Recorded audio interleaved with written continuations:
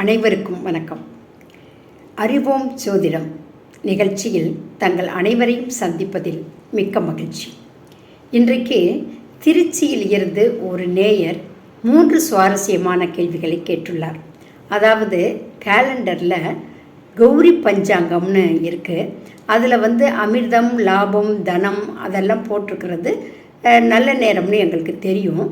ஆனால் ரோகம், உத்தி அப்படின்னு சில காலம் இருக்கே, அது என்ன நல்லதா கெட்டதா, அதை பற்றி விளக்கம் சொல்லுங்கன்னு கேட்டிருக்காங்க.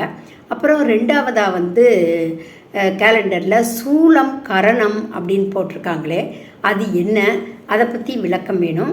அப்புறம் ஒவ்வொரு நாளும் பரிகாரம்னு போட்டு பால், தயிர், வெல்லம் அப்படின்னு போட்டிருக்காங்களே, அதுக்கு என்ன காரணம், அதை பற்றிய விளக்கமும் வேணும் அப்படின்னு கேட்டிருக்காங்க. இது மாதிரி அந்த நேயர் 3 கேள்விகளை கேட்டுள்ளார். இந்த கேள்விக்கு விளக்கமாக பதிலளிக்கும்படி ஜோதிடர் திரிபுர சுந்தரி அவர்களை அன்புடன் கேட்டுக்கொள்கிறேன். நன்றி, வணக்கம். அனைவருக்கும் வணக்கம். அதாவது ஒரு நாளைக்கு 24 மணி நேரம். இந்த 24 மணி நேரத்தை பகலில் 12 மணி நேரத்தை 8 முகூர்த்தமாகவும், இரவில் 12 மணி நேரத்தை 8 முகூர்த்தமாகவும் பிரிச்சிருக்காங்க. அந்த பகலில் தான் நம்ம நல்லவைகளை செய்கிறோம், இரவில் நம்ம எந்த ஒரு நிகழ்வுகளையும் செய்கிறதில்லை. ஆக அந்த காலத்தில் தான் அந்த பஞ்சாங்கம் இதெல்லாம் சொல்லியிருக்காங்க. அப்படின்னாலும் அப்போ இரவில் எந்த ஒரு நிகழ்வும் செய்கிறதுக்கான வேலை இல்லை. ஏன்னா அப்போ நைட்டில் கரண்ட்டு கூட இல்லை. அதனால இரவில் செஞ்சுருக்க மாட்டாங்க. பகலில் தான் எல்லா வேலைகளையுமே செய்வாங்க. அப்போது நம்ம பகலில் இந்த 12 மணி நேரத்தை 8 முகூர்த்தமாக பிரிச்சிருக்காங்க. அப்படிங்கிறப்ப அத்தி யோகம் அப்படின்னு சொல்கிறது அந்த 1 மணி நேர முகூர்த்தத்தில் வர்றது தான். உத்தி அப்படின்னா உத்தியோகம் அப்படின்னு அர்த்தம். அந்த உத்தியோகம் அப்படிங்கிறது வேலைக்கு போகணும் அப்படின்னா அந்த உத்தியோகம் அப்படிங்கிற அந்த முகூர்த்தத்தை நாம் தேர்ந்தெடுத்துக்கலாம். அடுத்ததாக நமக்கு ஒரு ப்ரொமோஷன் கிடைக்கிது அப்படின்னா அந்த ஒரு முகூர்த்தத்தை தேர்ந்தெடுத்துக்கலாம். ஒரு பதவி பிரமாணம் செய்கிறாங்க, இப்போ முக்கியமான அமைச்சர்கள்லாம் பதவி பிரமாணம் செய்கிறாங்கல்ல, அப்போது அந்த முகூர்த்தத்தை நம்ம தேர்ந்தெடுத்து கொடுக்கலாம்.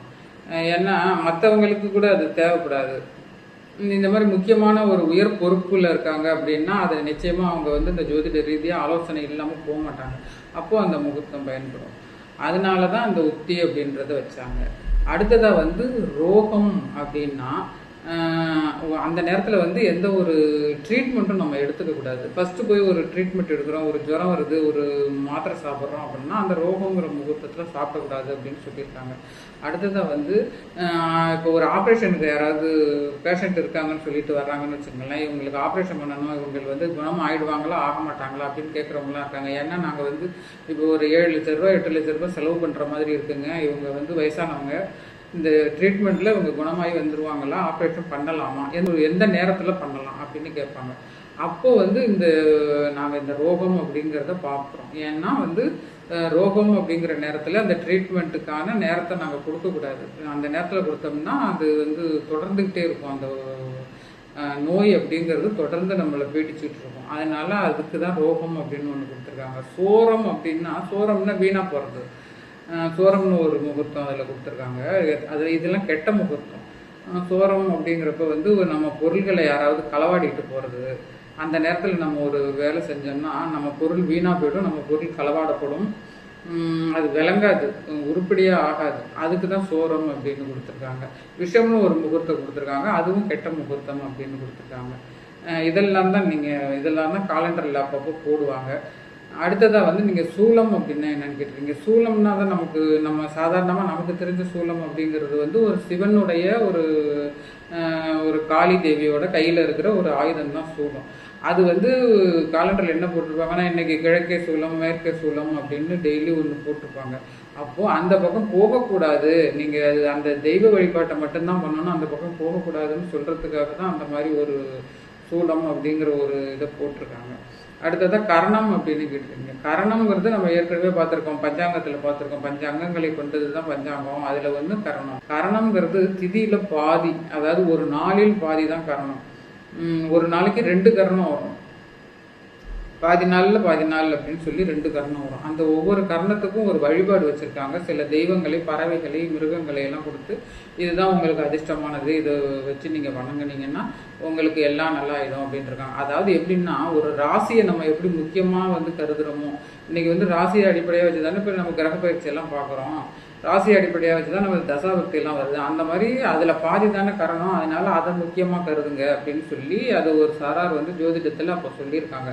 அதாவது எங்கெல்லாம் ஜோதிடம் நமக்கு எதுலெல்லாம் வருது, இந்த கர்ணத்தில் போனால் நமக்கு ஜோதிட நல்ல முறையில் வருதா, இல்லை ராசி அடிப்படையாக வச்சு பார்த்தோம்னா நல்ல முறையில் வருதா, லக்னத்தை அடிப்படையாக வச்சு நல்ல முறை பார்த்தா நல்ல முறையாக வருதா, அப்படி எந்த இதில் வச்சு நம்ம பார்த்தோம்னா அந்த ஜோதிடங்கிற கலை பொருந்தி வருதுன்னு முயற்சி பண்ணியிருக்காங்க ஒவ்வொருத்தையும். அதனால தான் கர்ணம் அப்படின்றத சொல்லி நீங்கள் இப்போவும் சொல்கிறாங்க, கர்ணநாதனை வழிபட்டால் உங்களுக்கு எந்த துன்பமும் வராது அப்படின்னு இப்போவும் சொல்கிறாங்க. அதனால தான் கர்ணம் அப்படின்னு ஒன்று போட்டிருக்காங்க.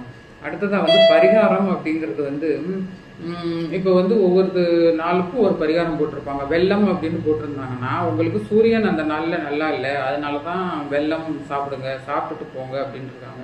அதே போல் சந்திரன் அந்த நாளில் நல்லா இல்லை அப்படின்னா பால் சாப்பிட்டுட்டு போங்கன்னு போட்டிருப்பாங்க. சுக்கிரன் நல்லா இல்லைன்னா தயிர் சாப்பிட்டு போங்கன்னு போட்டிருப்பாங்க. இந்த மாதிரி அதன் அடிப்படையில் இந்த பஞ்சபூதங்களோட தத்துவத்தின் அடிப்படையில் தான் இப்படி ஒவ்வொன்றும் செஞ்சுருக்காங்க. ஆனாலும் இந்த காலத்தில் நம்ம யாரும் அவ்வளவு டீட்டெயிலாக இந்த பஞ்சாங்கம், இந்த காலண்டர் இதில் போட்டிருக்கிறதெல்லாம் பார்க்கறது இல்லைன்னாலும் அந்த கால மனிதர்கள் அந்த பஞ்சாங்கத்திலே தான் வாழ்ந்திருக்காங்க. தொட்டத்துக்கும் பஞ்சாங்கம் பார்த்துருக்காங்க, சகுனங்கள் பார்த்துருக்காங்க. ஆக அவங்களுக்கு தான் அது சரியாக வருது. நம்மளுடைய இந்த காலத்து மனிதர்களுக்கு இந்த பஞ்சாங்கம் அப்படிங்கிறது அவ்வளவு டீட்டெயிலாக பார்க்குற அளவுக்கு நமக்கு பொறுமையும் இல்லை, நமக்கு இந்த காலத்தில் இது தேவைப்படலைன்னு கூட சொல்லலாம்.